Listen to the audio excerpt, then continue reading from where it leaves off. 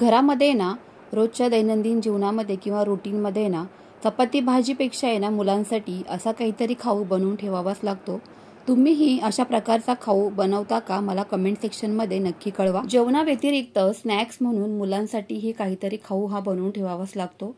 म्हणूनच आहे ना आज आपण 4 प्रकारचे मसाले वापरून ह्या आजच्या नमकीन डाळी बनवणार आहोत। रेसिपी अगदी नेहमीप्रमाणे साधी सोपी असणार आहे, घरातील साहित्यांमध्येच असणार आहे, त्यामुळे तुम्हाला ही रेसिपी नक्कीच आवडणार आहे। त्यामुळे व्हिडिओला एक लाईक नक्की करा। चला तर मग फ्रेंड्स, पटकन वेळ न घालवता रेसिपीला सुरुवात करूयात। सर्वात अगोदर इथे मी स्वच्छ धुवून निवडून डाळी भिजत घातलेल्या आहेत। आता ह्या डाळी आपल्याला रात्रभर अशा भिजत घालून घ्यायच्या आहेत, कारण जितक्या चांगल्या ह्या डाळी भिजणार ना तितकीच खुसखुशीत आपली इथे डाळ बनवून तयार होणार आहे। अगदी थोड्या वेळासाठी म्हणजे 2 ते 4 तासांसाठी डाळ भिजवून घ्यायची नाही, अगदी व्यवस्थित भिजत नाही। त्यामुळेच आहे ना 7 ते 8 तास का होईना आपल्याला ह्या डाळी भिजवून घ्यायच्या आहेत। तुम्हाला जितक्या क्वांटिटीमध्ये ह्या डाळी बनवायच्या आहेत तितक्या क्वांटिटीमध्ये तुम्ही ह्या डाळी घेऊ शकतात। इथे मी 2 ठिकाणी मुगाची डाळ आणि एका ठिकाणी चण्याची डाळ अशी भिजत घालून घेतलेली आहे। आता यामधील सर्वच पाणी आपल्याला निथळून घ्यायचंय। तुमच्याकडे जर का मोठी चाळण वगैरे असेल तर त्यामध्येही तुम्ही या डाळी सर्व निथळून घेऊ शकता। निथळून घेतलेल्या डाळींचं पाणी फेकून न देता झाडांसाठी तुम्ही वापरू शकता। मीही तेच केलेलं आहे। घरामध्ये कुंडीमध्ये जी काही आपण झाडं लावतो ना तर त्यासाठी हे अगदी बेस्ट असं खत आहे, त्यामुळे याचा वापर नक्की करा। आता अशा पद्धतीने एखाद्या कॉटनच्या स्कार्फवरती किंवा कॉटनच्या एखाद्या नॅपकिनवरती ह्या डाळी आपल्याला फॅन खाली सुकवून घ्यायच्या आहेत। अगदी 1 ते 1.5 तासांमध्ये ह्या डाळी फॅन खाली अगदी व्यवस्थित सुकून निघतात। पातळ असा या डाळींचा थर द्यायचा आहे, म्हणजे अगदी पटकन सुकतात। सेम पद्धतीने इथे मुगाची डाळ देखील मी पाणी निथळून घेते। साधारण 2-2 वाट्यांचं प्रमाण इथे मी डाळींचं घेतलेलं आहे। भिजत घातल्यानंतर डाळी साहजिकच त्याचं प्रमाण वाढतं, त्यामुळे तुम्हाला कितपत ह्या नमकीन डाळी बनवायच्या आहेत त्याप्रमाणे तुम्ही इथे डाळींचं प्रमाण घ्यायचं आहे। अशा प्रकारे 1 ते 1.5 तासांमध्ये आपल्या डाळी अगदी व्यवस्थित सुकून निघलेल्या आहेत। आता पुढची तयारी करूया। तर त्यासाठी इथे मी गॅसवरती तेल ठेवलेले आहे तापण्यासाठी आणि आपल्याला अशा पद्धतीची चाळण लागणार आहे। चाळणीने काय होतं ना की पटकन आपल्याला ह्या डाळी तेलामधून बाहेर काढता येतात, नाहीतर मग त्या चाळणीमध्ये येत नाही। जास्त वेळ तेलामध्ये राहिल्यामुळे त्या करपू देखील शकतात, म्हणूनच आपल्याला अशा प्रकारच्या चाळणीचा इथे वापर करायचा आहे। मुगाची डाळ सुरुवातीला आपण तळून घेतोय। आता काय करायचंय, गॅसची फ्लेम अगदी मोठीच ठेवायची आहे आणि मोठ्याच गॅसवरती आपल्याला ह्या सर्व ज्या काही डाळी आहेत ना त्या अगदी सतत असा ढवळत राहायच्या आहेत आणि मस्तपैकी आपल्याला अगदी खूप जास्त गडद रंगावरती किंवा लालसर अशा तळायच्या नाहीयेत। अगदी मी दाखवते तुम्हाला त्याच पद्धतीने आपल्याला तळून घ्यायच्या आहेत। डाळी चांगल्या भिजवून घेतल्यामुळे त्या आतपर्यंत छान शिजतात, कडक होत नाहीत अजिबात। त्यामुळेच अगदी मी सांगितल्याप्रमाणे सुरुवातीपासून इथे प्रोसेस करायची आहे। आणि पिवळसर रंगावरती आल्यानंतर हलकासा डाळींचा फेस कमी झाल्यावर आपल्याला ह्या डाळी ज्या आहेत ना तर त्या तेलामधून बाहेर काढून घ्यायच्या आहेत, कारण थोड्या वेळेकरिता यांची कुकिंग प्रोसेस चालू राहते आणि मग डाळी आणखीन त्यांचा रंग बदलू शकतात। आता तुम्ही इथे पाहू शकताय हलकासा डाळीचा रंग बदललेला आहे, त्यामुळेच मी तुम्हाला सांगितल्याप्रमाणे कुकिंग प्रोसेस चालू राहते, म्हणूनच डाळींचा अगदी अंदाज घ्यायचा आहे। आणि 7 ते 8 मिनिटांमध्येच ह्या डाळी ज्या आहेत ना त्या मस्त अशा तळून निघतात। आता मुगाची डाळ तर तळून झालेली आहे, मस्त अशी खुसखुशीत आणि क्रिस्पी अशी डाळ आपली इथे बनवून तयार झालेली आहे। आता ही डाळ थंड होते तोपर्यंत आपण चण्याची डाळ सुद्धा तळून घेतोय। 1 ते 1.5 तासांमध्ये अगदी डाळी फॅन खाली चांगल्या प्रकारे सुकून निघतात, त्यामुळे त्या तळूनही अगदी व्यवस्थित निघतात। गॅसची फ्लेम मोठीच ठेवायची आहे। हलकासा फेस कमी झाल्यानंतर आपल्याला कलथ्याच्या मदतीने डाळ अशी वरखाली करून घ्यायची, म्हणजे ती सर्व बाजूंनी एकसारखी क्रिस्पी आणि कुरकुरीत होईल। तळून घेण्यासाठी चाळणीचा वापर केल्यामुळे एकाच वेळेला आपण भरपूर अशी डाळ ही तळून घेऊ शकतो आणि शक्यतो अशा पसरट पॅनचा वापर तुम्ही इथे करू शकतात। तुम्ही इथे आता चण्याच्या डाळीचा रंग बघू शकताय। अशा प्रकारे बदामी रंग आल्यानंतर डाळीचा फेस कमी झाल्यावर लगेचच ही डाळ तेलाच्या बाहेर काढून घ्यायची आहे, नाहीतर मग ती कडक आणि वातडल्यासारखी सुद्धा होऊ शकते। तर इथे या छोट्या छोट्या टिप्स लक्षात ठेवूनच आपल्याला हे नमकीन बनवायचं आहे।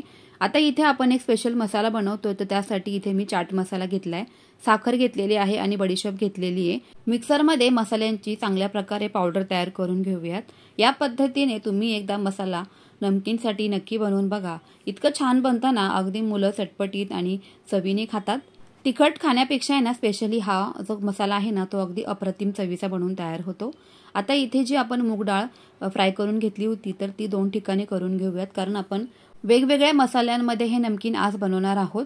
आता इथे आपण मिक्सरमध्ये जो काही मसाला तयार केला होता तर तो या एका बाउलमध्ये मी घालून घेते आणि चमच्याच्या मदतीने असं मिक्स करून घेते।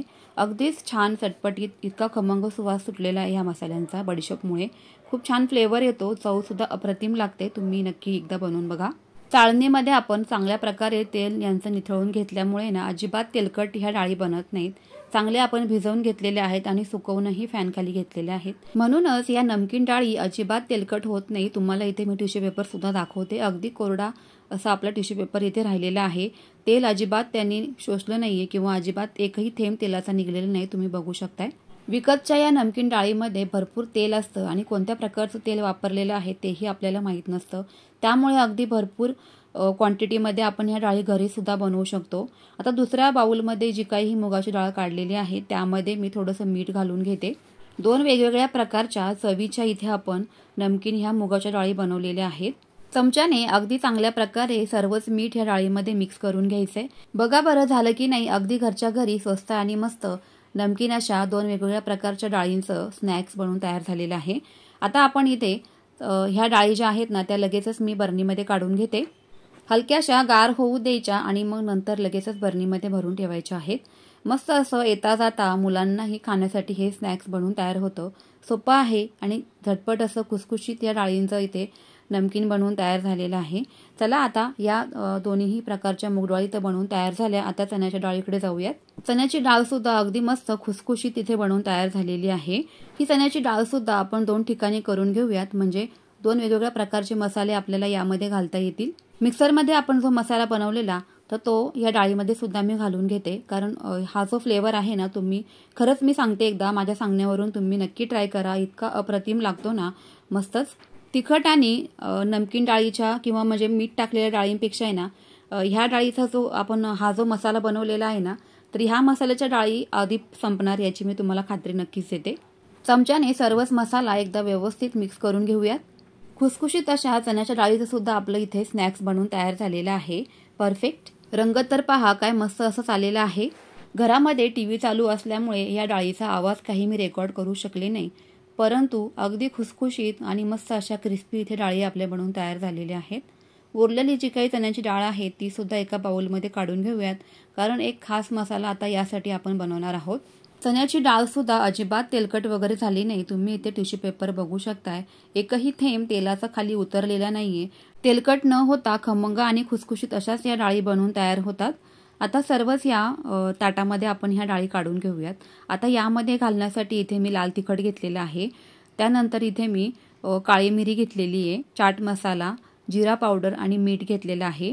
सर्वच मसाल्यांचं प्रमाण तुम्ही तुमच्या आवडीप्रमाणे कमी जास्त करू शकतात, कारण काही लोक जास्त तिखट खातात तर काही कमी खातात, तर त्याप्रमाणे तुम्ही इथे मिरचीचं प्रमाण कमी जास्त करू शकतात। आता इथे मी काश्मीरी लाल मिर्च पावडर घातलेली आहे, कारण रंग खूप छान येतो त्याने, पण ही मिरची जी आहे ना ती चवीला कमी तिखट असते म्हणून ती जास्त दिसत आहे। चमच्याच्या मदतीने सर्वच मसाले डाळींना चांगल्या प्रकारे कोट करून घ्यायचे आहेत। 3 ते 4 मिनिट सतत आपल्याला हे सर्व मसाले असे ढवळून घ्यायचे आहेत। हलकेसे गार झाल्यानंतर लगेचच एका बर्नीमध्ये असे भरून ठेवायचे।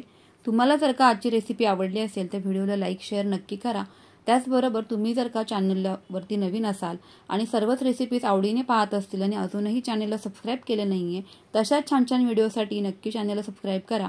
चला तर मग फ्रेंड्स, पुन्हा भेटूया अशाच छानशा एका नवीन व्हिडिओमध्ये। तोपर्यंत always keep smiling and keep cooking. तुम्ही सुद्धा स्नॅक्स म्हणून घरामध्ये काय काय बनवता हे मला कमेंट सेक्शनमध्ये नक्की कळवा। पुन्हा भेटूयास, तोपर्यंत बाय बाय।